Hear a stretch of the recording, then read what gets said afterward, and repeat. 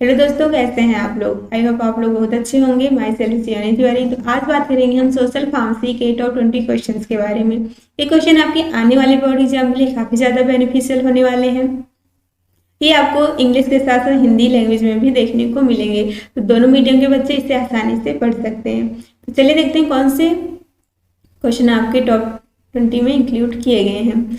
Right a detail note on a mother and child health, breast feeding and ill effect of bottle feeding. इसमें detail note लिखना है, इस पे माँ और बच्चे की हेल्थ पर, ब्रेस्ट फीडिंग क्या, स्तनपान क्या होता है, और जो बॉटल फीडिंग होती है, जो बोतल वाला दूध होता है, उसका क्या दुष्प्रभाव होता है, उसके बारे में बताना है।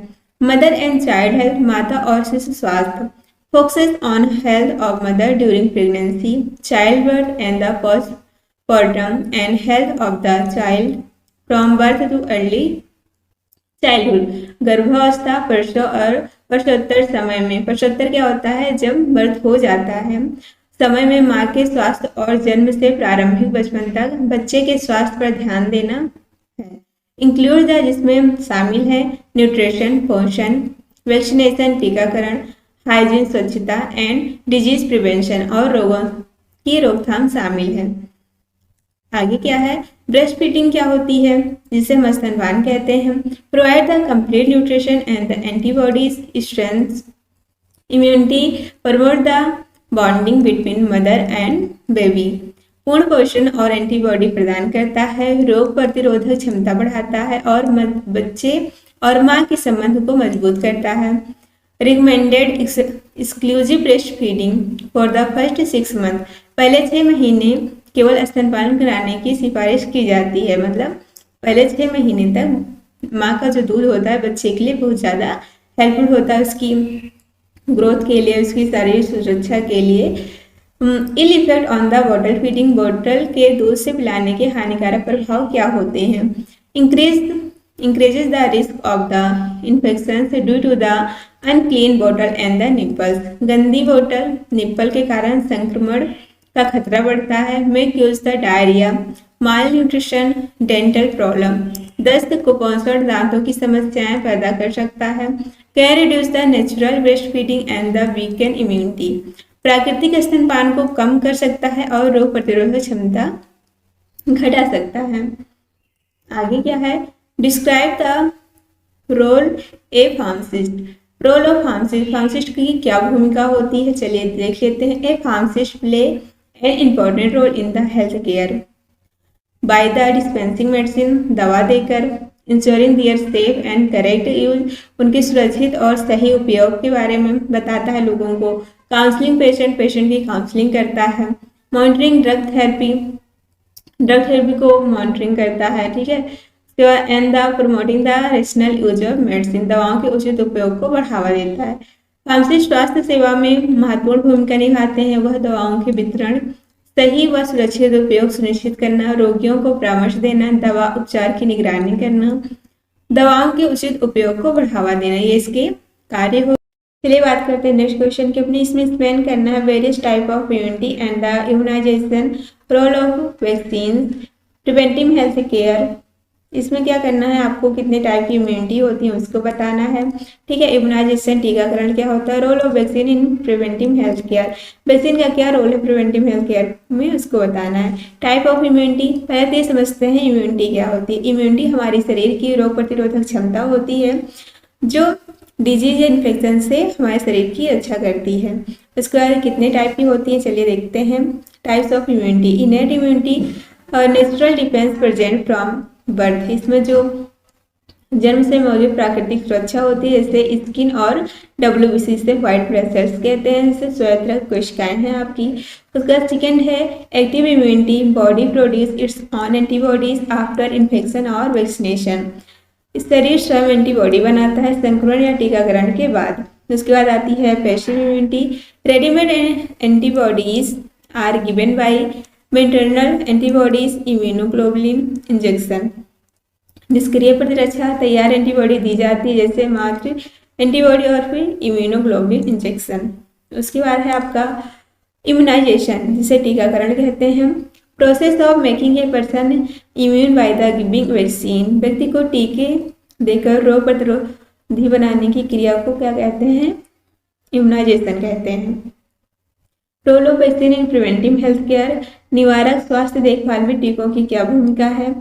Preventive infection disease like polio, measles और टीबी, इसमें पोलियो, खसरा, टीबी जैसी संक्रामक बीमारियों से बचाव होता है।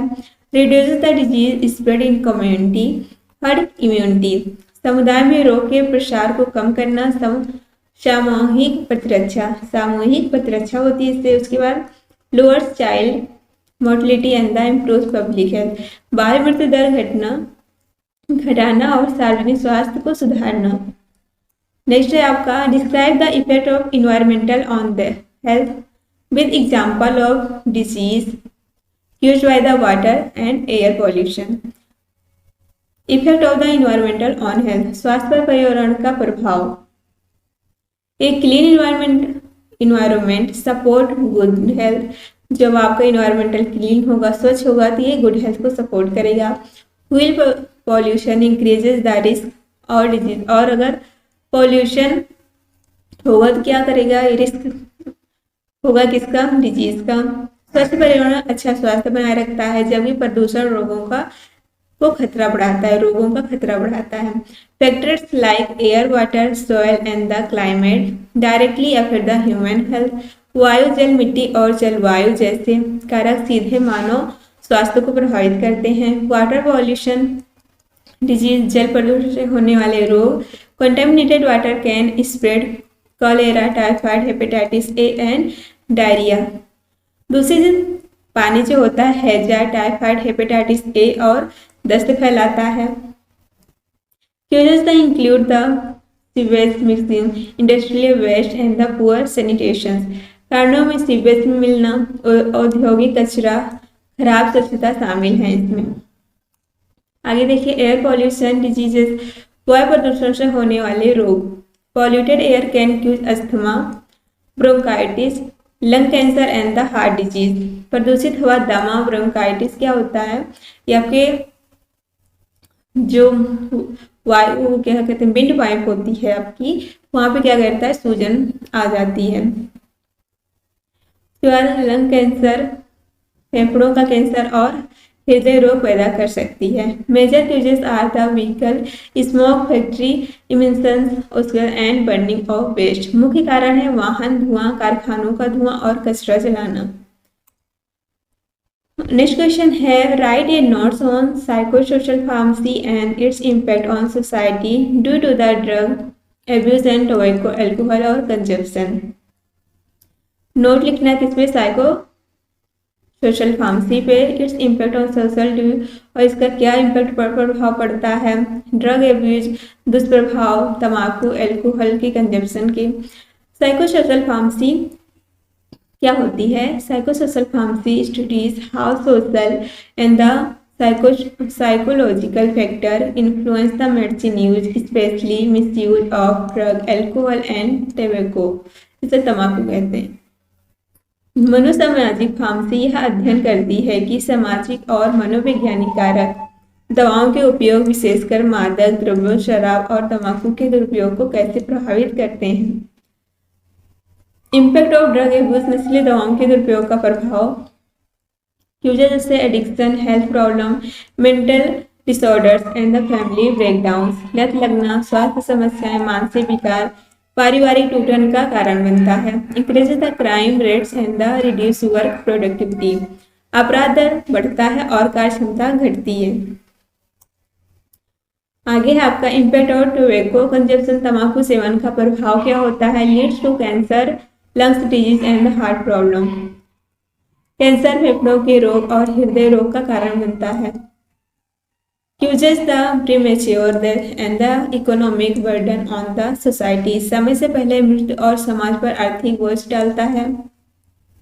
इम्पैक्ट ऑफ अल्कोहल कंजप्शन, शराब सेवन का प्रभाव क्या होता है? Damage liver, brain and increase the risk of accidents. ज़्यादा शराब पिए हैं, उसी में आपको ड्राइव भी करना है तो पता नहीं चलेगा, पहली बात तो होश खत्म हो जाता है एकदम से, और आगे ले जाकर तो कहीं पे अभी एक केस आया था, वो तो खैर शराब वराब नहीं पिया था, आगे उसे दिखा नहीं वो था, मोड़ था उस पर, और अपनी सीधी रफ्तार से जा रहा था, वो जाकर नाले में गिर गया। उससे घंटों की मशक्कत की लेकिन कोई इफेक्ट नहीं पड़ा। इवन अपने पापा को भी कॉल किया, उनके पापा ने पुलिस, फायर ब्रिगेड जैसी चीज़ों को बुलाया लेकिन कोई हेल्प करने के लिए नहीं गया। यहीं पर अगर किसी विधायक का बच्चा होता तो शायद उसके लिए हेलीकॉप्टर भी आ जाता, तो सारी सुविधाएं उसको मिल जाती।